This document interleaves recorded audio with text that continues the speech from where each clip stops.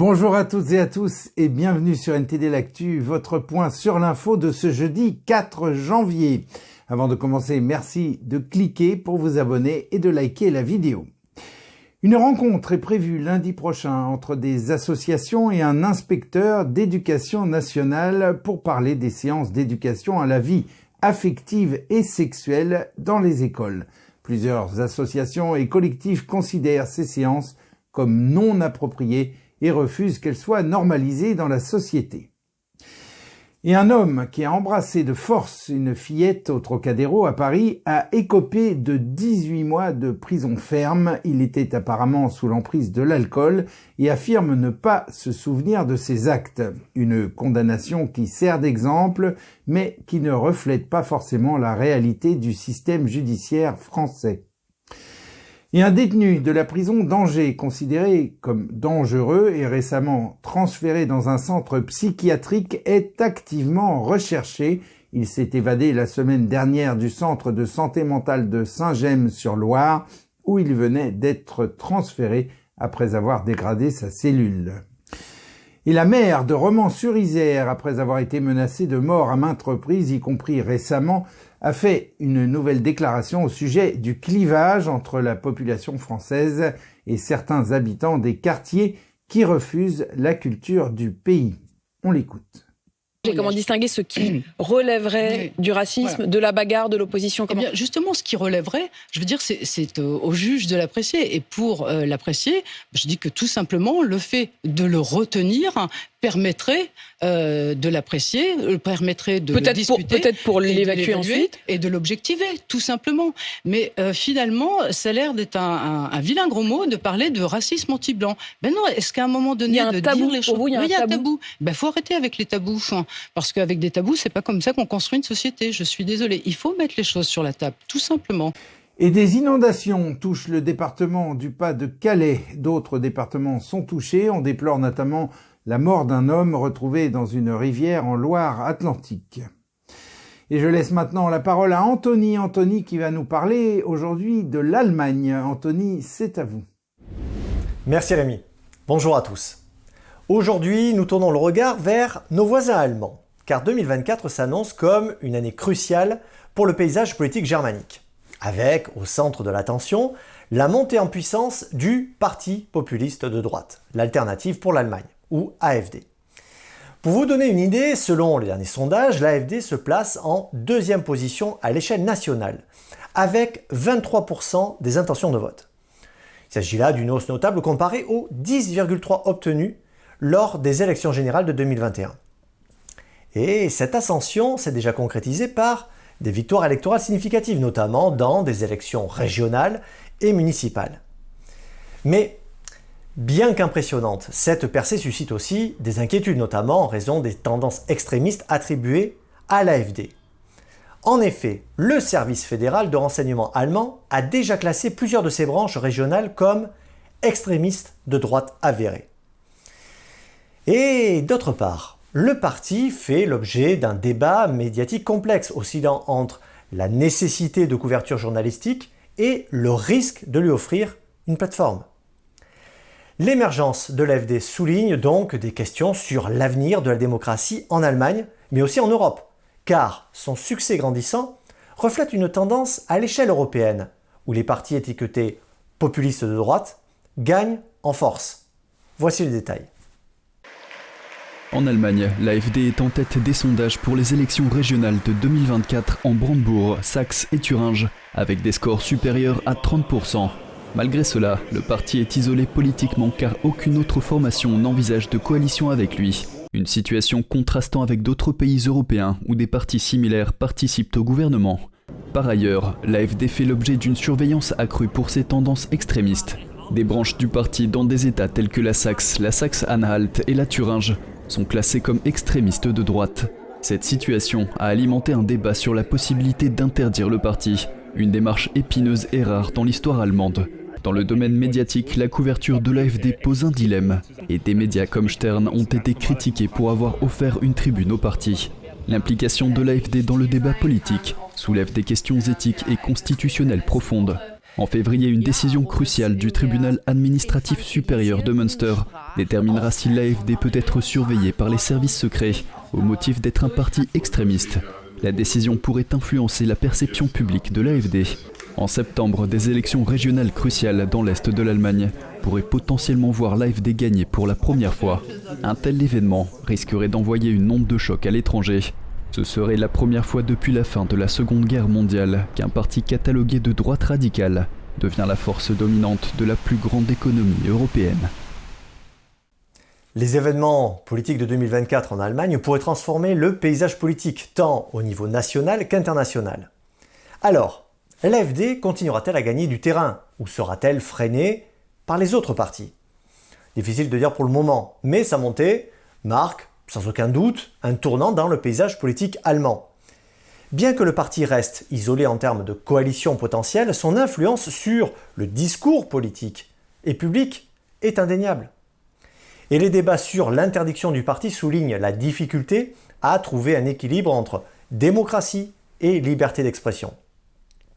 D'autant que le basculement à droite de l'opinion publique ne se limite pas qu'à l'Allemagne et semble plutôt être une tendance européenne. En effet, d'autres pays comme l'Italie ou la Suède voient également des partis similaires gagner en pouvoir. Alors, bien que l'avenir reste incertain, la réponse de l'Allemagne à la montée de l'AfD sera sans aucun doute déterminante dans la direction que prendra l'Europe de demain. C'était tout pour moi aujourd'hui. Rémi, à vous l'antenne. Merci Anthony. Et en Iran, une attaque à la bombe a fait environ 100 morts et plus de 200 blessés. Une double explosion qui s'est produite au cimetière lors du 4e anniversaire de la mort du général Qassem Soleimani. Les autorités iraniennes ont qualifié cette attaque d'attaque terroriste, suscitant une condamnation internationale, y compris de la part du président russe Vladimir Poutine. Le président iranien a promis une réponse sévère. L'origine de l'attaque reste à déterminer. Et en Corée du Sud, le chef du Parti démocrate sud-coréen Lee Jae-myung a été gravement attaqué alors qu'on lui demandait un autographe. Il a été poignardé au cou par un homme de 66 ans dont le nom de famille est Kim et qui travaille comme agent immobilier à plus de 100 km de Séoul. Monsieur Kim a déclaré à la police que son intention était bien de tuer Monsieur Lee. Après une opération, le chef de file du Parti démocrate se remet de sa blessure et reste conscient. Cette attaque survient avant les élections législatives en Corée du Sud où les violences politiques ne sont pas rares. Lee Jae-myung pourrait se présenter à la présidentielle de 2027, bien qu'il soit accusé de corruption dans un procès qui le lie à un transfert illégal de 8 millions de dollars vers la Corée du Nord. Et 12 pays majoritairement occidentaux, mais aussi le Japon et le Bahreïn, ont fermement condamné les attaques des rebelles Houthis au Yémen contre les navires en mer Rouge. Ils ont déclaré que ces actes étaient illégaux, inacceptables et qu'ils perturbaient la stabilité régionale. Ces pays ont averti que si les attaques se poursuivaient, des mesures punitives seraient prises. Des responsables américains ont également signalé que l'armée américaine est prête à agir. Et je laisse maintenant la parole à Vladia qui va décrypter pour nous certains aspects de l'économie chinoise. Vladia, c'est à vous, on vous écoute. Merci Rémi, bonjour à tous. 2 jours après le début de l'année 2024, la deuxième économie mondiale connaît des débuts difficiles. Même le dirigeant chinois Xi Jinping le reconnaît, ce qui est le signe que les problèmes sont graves et qu'ils vont durer. Car en Chine communiste, il est très rare que de mauvais bilans soient annoncés, les bilans négatifs étant réservés aux pays rivaux de la Chine. Et bien cette fois-ci, Xi Jinping a déclaré que les entreprises chinoises sont en difficulté et que les demandeurs d'emploi ont du mal à trouver du travail. Quels sont donc les principaux problèmes auxquels l'économie chinoise est confrontée? Tout d'abord, l'immobilier. Ce secteur représente environ un quart du PIB chinois. Mais sa force a été affaiblie par la chute des ventes de logements et les défaillances des promoteurs chinois, y compris le plus grand promoteur immobilier du pays, Country Garden. La crise s'est propagée au secteur bancaire. Elle a provoqué des défauts de paiement et des manifestations dans tout le pays. Les collectivités locales sont également en difficulté. Nombre d'entre elles sont surendettées et ont réduit la couverture santé des citoyens. L'emploi des jeunes est également devenu si mauvais que les autorités n'ont pas publié de données à ce sujet depuis juin dernier. En outre, l'activité des usines chinoises a atteint son niveau le plus bas depuis 6 mois en décembre. De plus, près de 90% des fonds étrangers investis en Chine en 2023 sont déjà partis. C'est ce que révèlent les calculs du Financial Times. Les plus grandes banques chinoises ont réduit les taux de dépôt pour tenter de relancer l'économie, mais les mesures restent limitées. Cela aura évidemment un impact sur le reste du monde.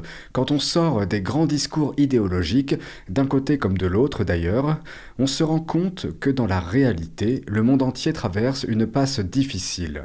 Les effets positifs à court terme ne sont pas forcément bons, et les solutions à long terme sont souvent compliquées parce qu'elles impliquent un vrai changement.